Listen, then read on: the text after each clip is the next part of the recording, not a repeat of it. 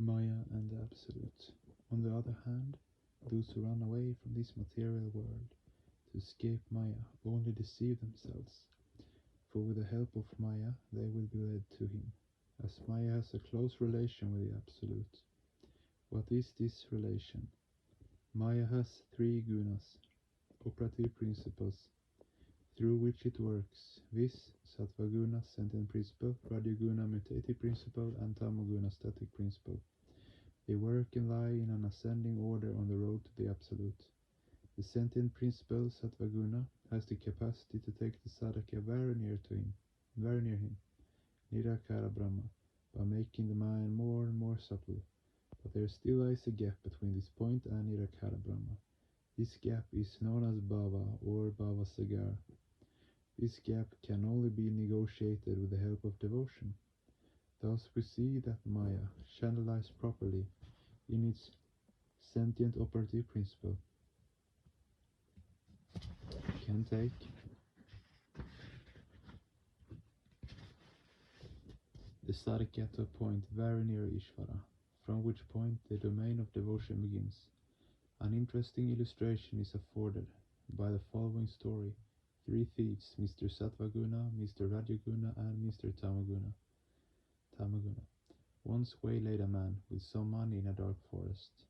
Though all agreed to pocket the money, Mr. Tamoguna also desired to murder the man.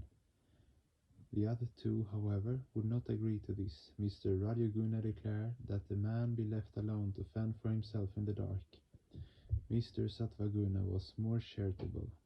He led the unfortunate man all the way to the outskirts of the city, but after a point on the road he bade farewell and would not go into the lighted street, for fear of being caught by the police. Therefore we arrive at the paradox that mukti, i.e. freedom from the bondage of Maya, can be achieved not by a fight against Maya, but rather through its help. Different kinds of sadhakas inhabit this world. Some ardently desire mukti, while others do not. The latter base their choice on the reasoning that by becoming one with Ishvara, the sadhaka loses the pleasure of being next to him, and harboring him as one's sole bhava in work, service, and sacrifice. Little do they know that this very ideation of the cosmic world leads them to mukti, for their minds have him as their object. The best and highest sadhaka and bhakta, however, surrenders the decision on this question to Ishvara. The ideation that he or she embraces is, I am at your disposal. It is up to you to plan what you like from me. Theirs is the wisdom to foresee the complete surrender alone, which is the essence of the highest bhakti, will enable them to sail the Bhava Sagar onto his feet. 1st of April 1968, DMC Delhi. Next chapter. Desideratum of human life. In this universe, everything is moving. Whether one wants to or not, one is moving. Movement is the very characteristic, the very nature of this universe. Therefore it is called Jagat. The root verb is gam, which means to go. Everyone has to move physically as well as mentally. There is movement in the spirit also. Therefore, if one knows which way one should move, there will be no waste of energy. Similarly, it is necessary to know how best to move. How and where will give proper direction to the movement. There are 4 stages of life: the wakeful, the dream, the deep sleep, and the turiya. Out of these, the first 3 stages are within the scope of expression, while they are on the move. In the 4th there is movement but no expression. Just as individual life has 4 stages, so also collective life has 4 movements or stages. There is the worldly quinquelemental physical existence.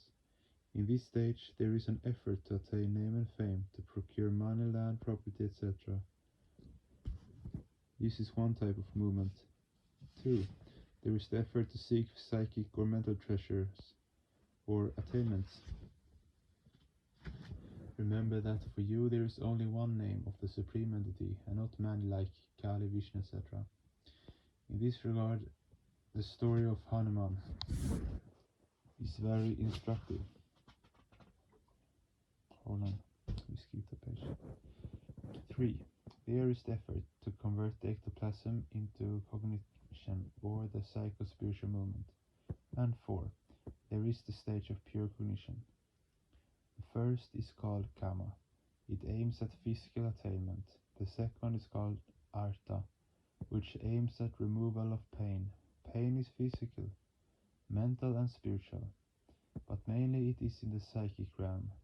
When we do not understand something, this also causes mental pain. Hence, one meaning of artha is also meaning. The spirit behind the word artha is that which removes pain, as the pain of hunger and of many other types is removed by money. So artha is also used in the sense of money.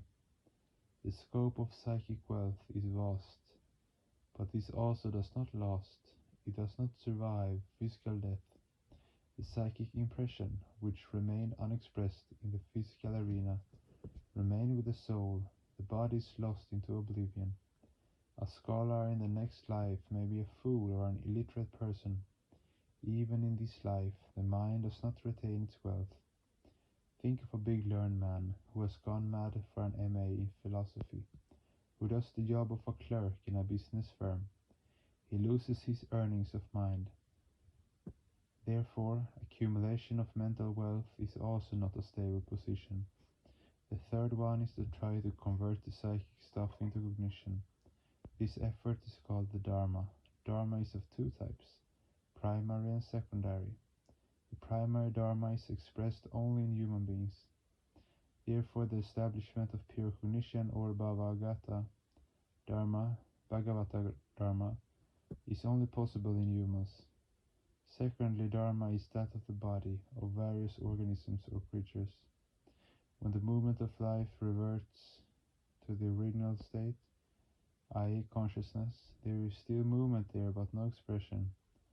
When Svabhava, one's own nature, is converted into Svarupa, one's original stance, Gati, mobility, continues. But there is no expression. This is the peculiarity of this stage. Here there is no vibration and hence no expression. As this stage is absolute and eternal, it cannot be symbolized. The movement of life, therefore, should be from physical to psychic, from psychic to psycho-spiritual, and from psycho-spiritual to spiritual. Those who are not moving in this direction are moving towards great catastrophe, and in the end, they will finally be converted into iron or wood.